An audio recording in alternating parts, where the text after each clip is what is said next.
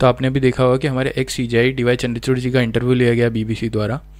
उसमें जो बीबीसी का रिपोर्टर था वो इतने ज़्यादा एरोगेंट पोज में बैठा हुआ था, पैर के ऊपर पैर चढ़ा के, एक चश्मा लगा के, और ऐसे करके देख रहा था जैसे सामने जो बैठा व्यक्ति है वो एक साधारण सामान्य व्यक्ति है, ना कि एक किसी देश का सुप्रीम कोर्ट का एक्स सीजेआई। तो वो, और उसके बाद फिर वो सवाल कर रहा था उनके जो प्रीवियस जजमेंट्स रहे, यानी कि उनके जो राम जन्मभूमि के ऊपर जजमेंट था या फिर किसी और केसेस के ऊपर जजमेंट हो गए।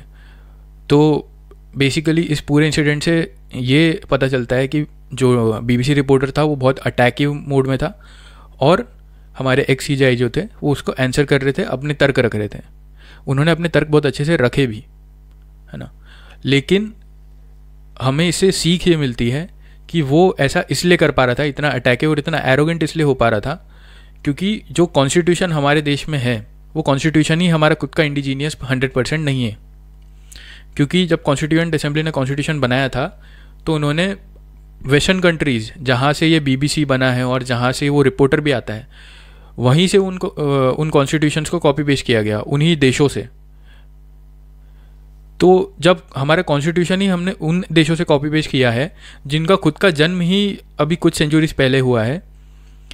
तो वो क्यों ना हमसे फिर ऐसे ऐसे तरह के सवाल करेंगे। इसकी जगह क्या होना चाहिए था, अगर ये हमारे देश का संविधान हमारे खुद के धर्मशास्त्रों पे बना होता, यानी कि हमारी खुद की जो नीतियाँ रही हैं, विदुर नीति, शुक्र नीति, चाणक्य नीति, कौटिल्य अर्थशास्त्र, वेद रहे, फिर पुराण, उपनिषद, भगवद गीता, महाभारत, रामायण, अगर हमारे जो धर्मशास्त्र रहे हैं इनसे प्रेरणा लेके अगर हम हमारा संविधान बनाते